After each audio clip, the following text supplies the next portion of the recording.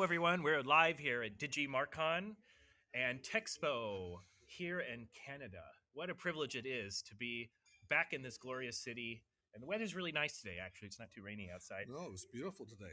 Today, I have a very special guest with me, Alistair Greger. Thank you, Jedi. We had some really interesting discussions about robotics, AI, technology, and he's pioneer now in this field of food charity and trying to take technology to make food last longer and be more accessible to people. So I think there's a lot of things we can deep dive in here today. Yeah. Would you start just telling us a little about your background? Yeah. I'm a background when I was a kid, I went to agricultural school in England. I studied to become a professional chef. I've trained in food. I've been interested in health and nutrition most of my life. And I've done a lot of related technologies from cooking, education, to working at the Four Seasons hotels as a chef, and everything in between. So I went to Malaspina University. I got my chef there. I ended Mm-hmm. up uh, teaching kids there as well as a TA. So that was absolutely awesome. Um, Where's your British accent, by the way? from Did you lose it? England. I'm from England. My mom's a landscaper. My dad's a landscaper. Now, interesting thing. Uh-huh. Why do we do what we do? My mom had polio when she was a little girl. Oh, wow. And so I grew up with my mom disabled. Mm. But to me, it's normal. Like, there's Mm. no shame in that or anything else. But my mom had a landscaping business, and my mother employed a lot of people. And so when I've created the Food Charity Association of Canada, one of the things we're doing is building greenhouses. And so the original thought around it is people who are disabled have a lot of difficulties getting jobs, Mm. and a lot of them have stigmatisms. So if you meet a person where they are, provide an opportunity for them to come in the area of what meets where you meet them, they can get purpose, place, pride in what they're doing.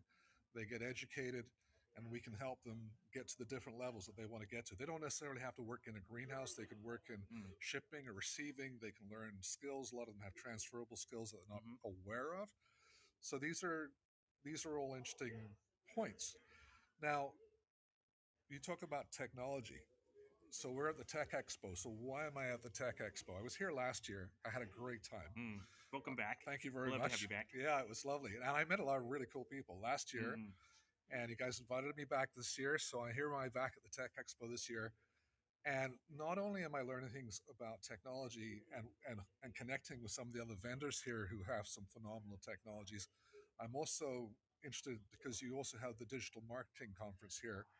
And as the people have talked about, is that it's not just digital marketing, it's now just called marketing. Mm-hmm. And we have AI as a really big component this year, and about how many different groups are talking about AI.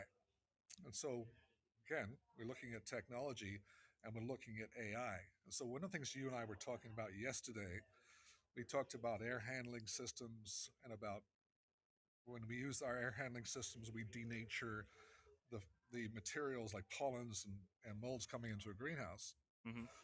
But we also we also handle water technologies, which is where I originally started with Blue Gold Labs. Was 1996 was with Mm-hmm.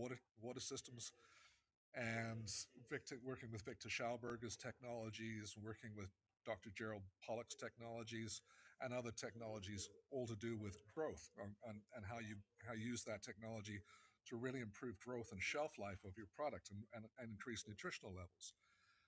Now, at AI, here we are. We're talking about AI at the digital conference here today, and the changes in how AI is affecting every facet of our life. And a lot of people are very scared about AI. Mm-hmm. And the if you're scared about something, embrace it. Go in and dig into it and learn more about it. And one of the things we're looking at is using robotics in our Mm-hmm. greenhouses for harvesting. And you go, well, why would you use robotics in a greenhouse for harvesting when you want to provide employment for people with disabilities? Fair question? It is a fair question. Fair question. Yeah. All right. So where are we? We're in British Columbia, Canada. Now, if you go back and you look at 2010, Vancouver what did we do in 2010? We put a big World Expo on here. It was the Olympics. The Olympics organizers put out a brochure saying that British Columbia had an aftermarket underground business that was producing $5 billion a year in marijuana sales, cannabis sales.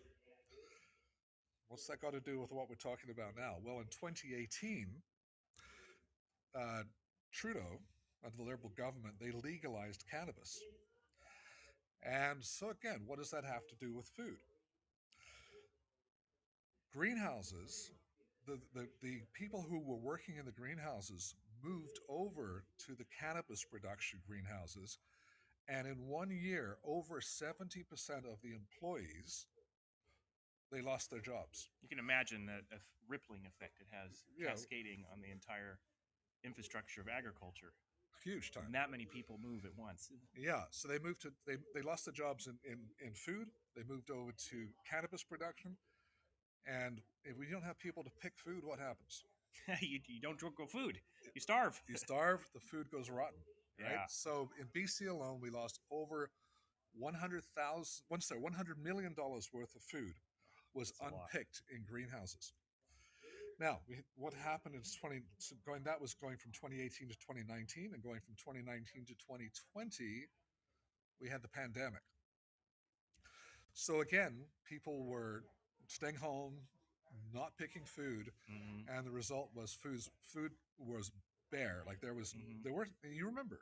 I mean, a lot of people remember. You couldn't get fresh food, and a lot of fresh Mm-hmm. food was coming from California. So we talked about food security and making that food security localized and making people aware of where their food comes from. So during that time, 2020, we Mm-hmm. started the initiative of the food charity. That's when it really began, and it kind of percolated. And we were looking at our technologies and how those technologies could come into play. And and then also I mentioned the fact 2018 I won a national competition for greenhouse design. Oh, very good. So I did do that too. So what we're doing is taking and giving that technology that we designed in a company, giving that technology for free, giving it to the food charity It's amazing. Yeah. because it needs to be done. Mm-hmm. And then what we're doing is creating a series of community greenhouses to support the local food banks so that we can mesh with the local food banks and they can get absolutely fresh food. Mm-hmm. Now, people don't understand how food banks work. There's one food bank per municipality. There are 5 major food banks in British Columbia. So one is in Kelowna, one is in Kamloops, Mm-hmm. one is in Chilliwack, Nanaimo, and Prince George. So Prince George services all the northern communities. But when they don't get food fresh enough, it doesn't stay fresh enough when it gets to the northern communities. So through our technologies, we can grow food that is super high in flavonoids and terpenes, Mm-hmm. which creates dense nutritional profiles, and it creates a very long shelf life.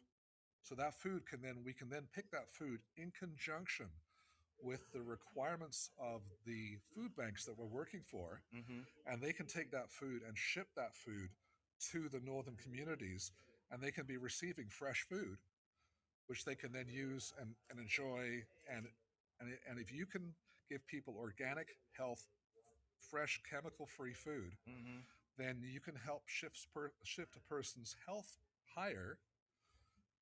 It makes a massive difference. Yes, for people at home that are listening, there's a cascading effect here because Yeah, um, what you have first of all is food that's actually nutritional, yeah. and it's being picked in a way that doesn't damage the fruit. You know, if you think of if you just garden on your own and you grab a fruit, the minute it actually comes off the tree, your Well, I your could hands have talk about that. I'll oils, talk about yeah, that. and you Yeah, get like enzymes in the food, and it starts breaking down. bacteria. So if you have like AI robotics that has, can you talk a little bit about Yeah, that? You're I'll talking talk about about the this. the cool silicone cup and Yeah, everything. I'll Yeah, talk about this as well. yeah. So, using a laser today, Mm-hmm. we have lasers, all kinds of types of lasers that will chop things in half. We got lasers that will see far into the future, almost in space. But we also have lasers that can shine onto fruit, and it can look at what's called a Brix level, BRIX, which is the natural sugar level in fruit or foods. And the laser can determine whether that food is correct to pick. Now, when Mm-hmm. you do this on a robotic arm and you use a silicon cup, the silicon doesn't have the bacteria that we have on our hands. So when you use a robotics to first of all laser text the food, taking that food as optimum so that it can has a proper shelf life can be picked, a robot can pick the food far faster and far more accurately and far less damage Mm-hmm. to the actual plant than a human will cause. So you can keep reusing the plants every year. It's picked at the optimal time. People who know that do any kind of home gardening, sometimes you pull too hard and then the leaf comes off or the whole stem is gone, and you're like, oh shoot, there's one less fruit Yeah. for next year. So you don't get the Yeah. bacteria on there. You don't get the bacteria. The food lasts longer. Yep. Now, for example, what you just said. For example, like tomatoes. If you plant Mm-hmm. tomatoes, a tomato vine will grow in a greenhouse for about 8 months. Mm-hmm. And so you look at that and say, well, what else do you do with that vine? When you take down the vine, you have a lot of plant material. That plant material then goes out and it goes through a shredder Mm-hmm. and it ends up in a composter. Now, because we use all organic inputs, everything that the food is grown with is all organic, so you don't get a chemical soup Mm-hmm. in the compost. And you take another 30% of carbon matter and you mix that with the compost as it's going in the drum, and you're creating within a few months, you're creating your own new soil. And you can input different mycorrhizal organisms into that soil and worms and everything else, and you actually have live soil, and that becomes the bedding or the next inputs that you're growing your new plants in. So we're aiming to use a system of polyculture, which is mean poly meaning many. So Mm-hmm. polyculture, many different types of plants grown in symbiosis, they're grown together. Mm-hmm. And what that does, it creates in the same square footage, it creates over 200% greater yields than you can if you just do a monocrop. Mm-hmm. So these are little nuances. They're all little facets, but the facets add up to the whole. They really do. Yeah, And the start of all this chain, humans are mostly water. So you can yeah, even get into that because even if people are putting in fresh organic seeds, if they have really nasty water going in, yeah, what's going to happen? Those plants are going to suck up all those chemicals. yeah, So part of your solution isn't just the way we pick the food and the way that the crops are laid and the yield, which are all incredible yeah, achievements, but it's also the actual like water source. So yeah. can you go into that a little bit, the water purification process and Sure, how important that is? sure. So thank you for that. Yeah. So anybody who that there's people know Tesla, right? Everybody knows Tesla. I don't mean Elon Musk Tesla. I mean the original Tesla. He said everything is about frequency. Mm-hmm. Every single molecule, every molecule on this planet spins with different frequency or vibrates with different frequency. What happens when you have water? Water is the great it's soluble. It will dissolve anything over time. Now, what happens is with water, you have what's called phase shifting or phase change, and it will mean that the molecules will shift and able to accommodate other molecules of other substances. This is why you can add soap to Mm-hmm. water and it gets so soapy, but you look at it and it's like, well, where is it? And or you can add, say, a cup measure of sugar, say, Right. to another Dump it in the vessel, water, dump and in the a water vessel. doesn't get any higher. It gets up like quarter of a cup. Yeah. And well, where's the rest of the sugar gone? It's phase changed into the water. Mm-hmm. So when we're taking in water, which is one of the most important things, if the water is, say, high in, it's gone through a lot of plastic pipes, and I Mm-hmm. mean low quality plastic pipes, that water is essentially dry water. It's like, what? Water's wet. But yeah, you actually have dry water.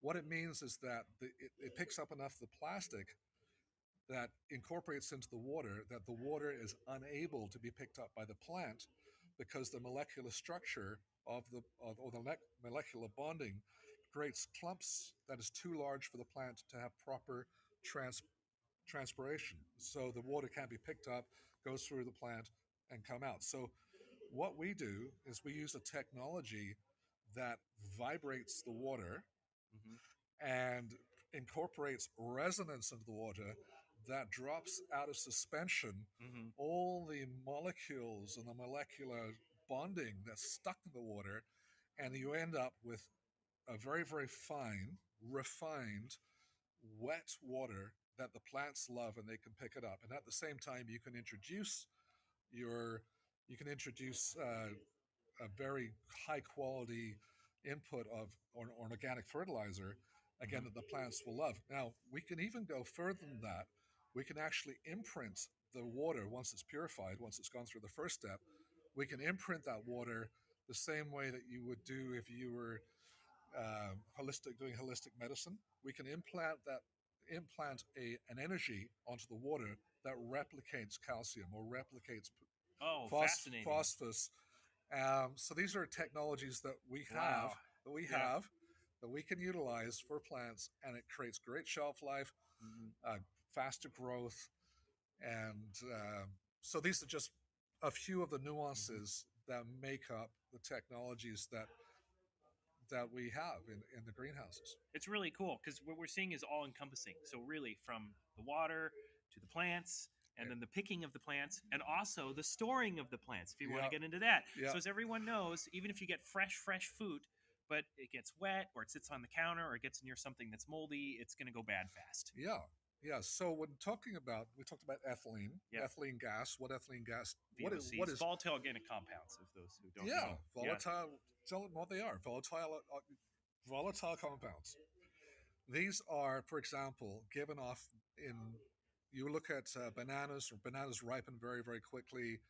If you look at apples, if you put apples and bananas together, the apples actually give off what's called ethylene gas Mm-hmm. a lot more readily than the bananas do, and it ripens the bananas very quickly. Well, that ethylene gas. Now, imagine you're going shopping.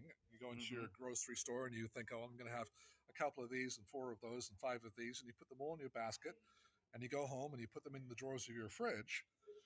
Well, what happens is all those compounds, they are all working with one another, Mm-hmm. and they're all causing things to ripen. So your food ripens faster. Now, there's also different temperatures that you should be storing foods at. Some Mm-hmm. foods should be stored in a drawer, or some are cool.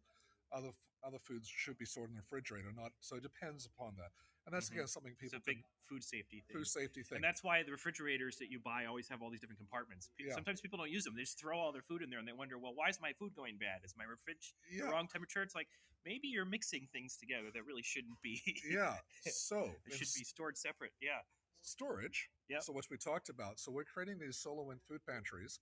Solar wind, in other words, they're driven by solar and wind power, Mm-hmm. food pantries that are 3,000 cubic feet, massive refrigerators, basically. And that allows us to work with the farmers in the community and take in the food that could go into those pantries. And we can process between 10 to 20 tons of food Mm-hmm. per week per pantry. Pantry costs $220,000. That's what we're doing a fundraiser for Burnaby right now. Mm-hmm. They got five. They got nine food banks or Mm-hmm. food distribution centers that is run by Burnaby Neighborhood House, and our goal is to help support them by providing the first uh, food pantry, which is what we're asking for donations for right now, Mm-hmm. so we can help build that. Um, but what are we doing? We are providing a system within the greenhouse that is a scrubbing system, and it takes the molds and bacterias and funguses and flies and all the other stuff, Can't forget about the flies. and Yeah. the ethylene the ethylene gas, and it transmutes it. So what it does, it transmutes it from an ethylene gas. It knocks a couple of molecules out of the way, and you end up with a very safe space for food to be stored in Mm-hmm. that's not causing the other food to ripen or Mm-hmm. the other food to ripen. So you end up with a very optimal storage facility.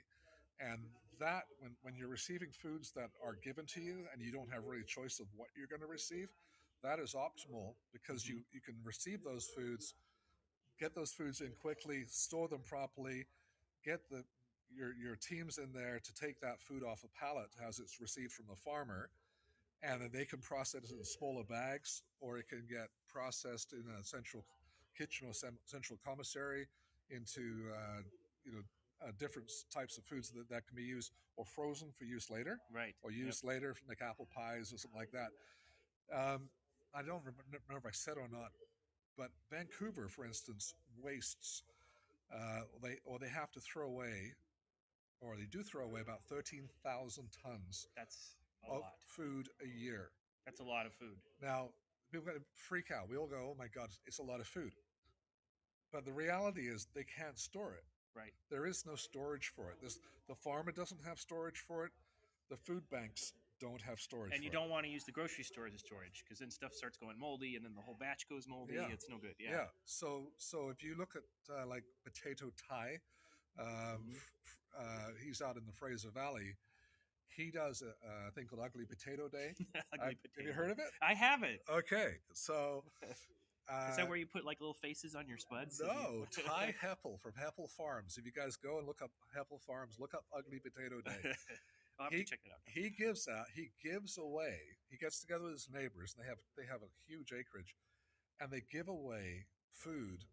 Give it away. That's like misformed, It's but misformed. it's still perfectly eatable. Yeah, and it's called Ugly Potato Day. Oh, that's great. And there's gleaners up the Fraser Valley who go into fields and they take the food out of the fields and Mm-hmm. they make what they make out of them. And we look at this and we go, if we can work with the farmers that are local in Burnaby, and there's quite a lot of farms, there's about Mm-hmm.